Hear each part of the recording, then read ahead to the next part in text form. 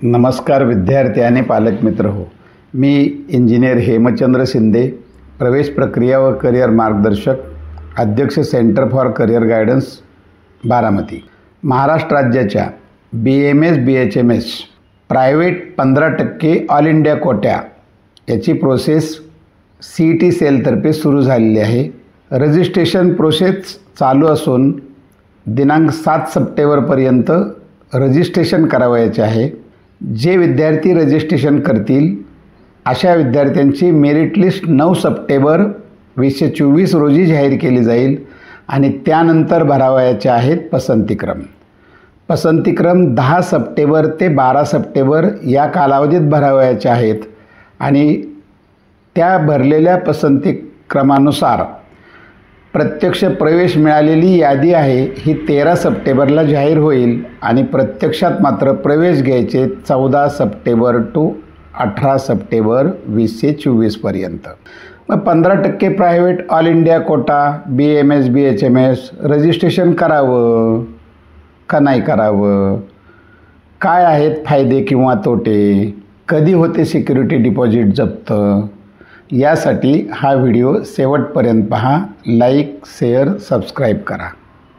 आपण पाहूया BMS BHMS या शाखांमध्ये जर प्रवेश घ्यायचा असेल तर किती प्रकारचे ॲडमिशन्स आहेत. तर पहिला जो प्रकार आहे तो all India 15% government quota plus 100% deemed plus central, आणि ह्याचा जो प्रोसेस आहे ती AACCC तर्फे राबवली जाते आणि त्याचा पहिला राऊंडचा रिझल्ट जाहीर झालेला आहे. पसंतीक्रम भरून झाले, त्याच्यानंतर कोणाला कोणतं कॉलेज मिळालं याचा रिझल्टही जाहीर झालेला आहे आणि आज 6 सप्टेंबरपासून 11 सप्टेंबर 2024पर्यंत त्याचं जॉईनिंग आहे. ही झाली ऑल इंडियाची प्रोसेस गव्हर्मेंट आणि डीमची. आता आपण समजून घेऊया महाराष्ट्र राज्यातील प्रायव्हेट कॉलेजचं जागा वाटप कसं असतं ते. प्रायव्हेट कॉलेजमधील 100 जागा आहेत असं गृहीत धरलं तर 70 जागा हा स्टेट कोटा आणि 15% IQ कोटा. IQ कोटा म्हणजे 3 टाइम्स फी. यासाठी आपण 5,000चं रजिस्ट्रेशन करावं लागतं आणि 70%साठी 1,000 रुपयाचं रजिस्ट्रेशन. असं 70% आणि 15% या दोन्हीसाठीचा रजिस्ट्रेशन आपण यापूर्वीच केलेलं आहे आणि रजिस्ट्रेशन केल्यानंतर आत्ता आपल्याला पसंतीक्रम भरावयाचे ते मात्र 9 सप्टेंबरपासून 11 सप्टेंबरपर्यंत भरावयाचे आहेत.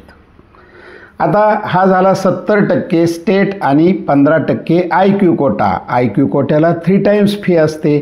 आता राहिलेला जो 15% प्रायव्हेट कोटा आहे त्यासाठीची जी प्रोसेस आहे ती प्रोसेस आत्ता सुरू झालेली आहे. काय आहे या 15% प्रायव्हेट कॉलेजमधल्या जागांचा नियम, तर या ठिकाणी कोणतंही रिझर्वेशन नाही, म्हणजे संपूर्ण जागा आहेत हा खुला गट अनरिझर्वड म्हणजेच ओपन म्हणून आहेत. या ठिकाणी कोणतंही फी कन्सेशन नाही. थोडक्यात प्रायव्हेट कॉलेजला जे शुल्क आहे ते शुल्क आपल्याला भरावं लागतं. इथं त्यामध्ये मुलींना किंवा इतर कास्टला कोणालाही फी सवलत नाही. फी सवलत नाही परंतु इथं डोनेशनसुद्धा नाही. म्हणजे जी काही फी आहे आपल्याला, जी काही फी रेग्युलेटिंग अथॉरिटीने दिलेली फी आहे ही फी भरून आपल्याला फक्त प्रवेश मिळतो. हे या ठिकाणी अत्यंत महत्त्वाचं आहे. राज्यातील 15% प्रायव्हेटचं आत्ता रजिस्ट्रेशन करताना आपल्याला रजिस्ट्रेशन शुल्क 2,000 रुपये आणि अनामत रक्कम म्हणजे सिक्युरिटी डिपॉझिट 50,000 रुपये. तर प्रवेश मिळाला तर अनामत रक्कम आपल्याला परत मिळते. प्रवेश मिळाला नाही तरीही आपली अनामत रक्कम परत मिळते. ज्या खात्यावरून भरलेले आहेत त्याच खात्यामध्ये अनामत रक्कम परत येते. आपल्याला कोणतीही कार्यवाही करावी लागत नाही. परंतु जर प्रवेशाचा नियम तोडला तरच अनामत रक्कम जप्त होते. आता आपण जर पाहिलं पहिल्या फेरीचा नियम पाहिला तर पहिल्या फेरीमध्ये फ्री एक्झिट आहे. तुम्हाला प्रवेश मिळाला, तुम्ही नाही घेतला तरी चालू शकतं, तुम्हाला कोणताही दंड नाही, टोटली फ्री एक्झिट आहे. पण आपण एकदा प्रवेश घेतला, कागदपत्र दिली, फी भरली आणि तो स्वीकारलेला सुद्धा आहे, तो प्रवेशसुद्धा आपण 28 सप्टेंबर 2024 पर्यंत सोडू शकता, त्यालाही दंड नाही. विद्यार्थी आणि पालक मित्र हो, यंदा आपण पाहिलं आहे नीटमध्ये मार्कांचा अक्षरशः पाऊस पडला.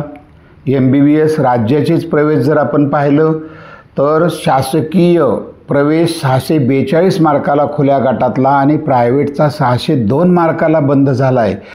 याचाच अर्थ SML नंबर 3300 पासूनचे अनेक विद्यार्थी आर्थिक क्षमतेमुळे प्रायव्हेट MBBSला प्रवेश घेऊ शकत नाहीत, ते BAMSसाठी लगेच ट्राय करणार आहेत. हे झाली राज्याची MBBSची परिस्थिती. पण देशातसुद्धा काय झालेलं आहे आपण जर पाहिलं, डीमचा विचार केला तर प्रवरा ते सुद्धा 554 मार्काला बंद झालेलं आहे. सगळ्यांना इंटरेस्ट असतो कर्नाटक प्रायव्हेट कॉलेजेस, तिथला जो पूर्वीचं 10 लाखाचं कॉलेज होतं त्याची फी आता 12 लाख झाली आणि ओपन सीट म्हणून 20% जागा आपल्याला तिथं मिळतात. तो प्रवेशसुद्धा 611 मार्काला बंद झाला आहे, हे लक्षात घ्या. कर्नाटकातील प्रायव्हेट युनिव्हर्सिटी की ज्याचं शुल्क 22 लाख आहे ते सुद्धा प्रवेश 524 मार्कावर बंद झालं आहे, म्हणजे सुमारे 1,72,000 ऑल इंडिया रँकला. मग आता जर सगळीकडे ही परिस्थिती आहे आणि मला MBBS मिळत नाही हे जर दिसत असेल तर प्लॅन बी काय, तर प्लॅन बी असतो BAMS. मग आता BAMSचा जर आपण विचार केला तर यंदा राज्यात काय होईल, तर 641 मार्कापासून म्हणजेच 3334 SML पासून विद्यार्थी BAMSचा प्रेफरन्स फॉर्म भरू शकतो. आपण गेल्या 2-3 वर्षाचा जर अभ्यास केला तर महाराष्ट्रामध्ये स्टेट मेरिट लिस्ट नंबर महाराष्ट्राचा 11,000 जर असेल तर सर्वसाधारणपणे गव्हर्मेंटचा प्रवेश मिळतो. आणि असं जर यंदा विचार केला तर हा प्रवेश 563 मार्कावर येऊ शकतो. तोही प्रवेश आहे हा 11,000 हा शेवटच्या राऊंडची फिगर आहे, मेरिट नंबर आहे. आपण जर प्रायव्हेट कॉलेजचा विचार केला, मागील वर्षी 20,000 SML पर्यंत प्रवेश झालेले आहेत. जर 20,000 रँकचा आत्ता विचार केला SMLचा तर तो जातोय 470 मार्कावर. आणि जर समजा 22,000 पर्यंत प्रवेश आले तर 448 मार्कापर्यंत शेवटच्या फेरीला प्रवेश येऊ शकतात. थोडक्यात काय, तर राज्यातील प्रवेशसुद्धा 563 मार्काचे गव्हर्मेंट आणि 470 मार्कावर शेवटच्या राऊंडला मिळू शकतो. मग अशा वेळी जर आपल्याकडं फी भरण्याची क्षमता असेल तर 15%तून आपण निश्चितपणे रजिस्ट्रेशन करावं, कारण या 15%तून महाराष्ट्राच्या 70%पेक्षा प्रवेश प्रायव्हेटमध्ये चांगला मिळू शकतो. आता आपण जर पाहिलं तर एक सद्यस्थिती काय आहे मग BAMS BHMSची, तर डीमचं राऊंड डिक्लेअर झालेला आहे आणि एखाद्याला प्रवेश मिळालेला आहे. त्यांनी तो प्रवेश अवश्य स्वीकारावा. आपल्याला या प्रायव्हेटमध्ये आपण गेलो 15%तून आणि जर आपल्याला प्रवेश मिळाला तर डीमचा प्रवेश सोडून द्यायचा.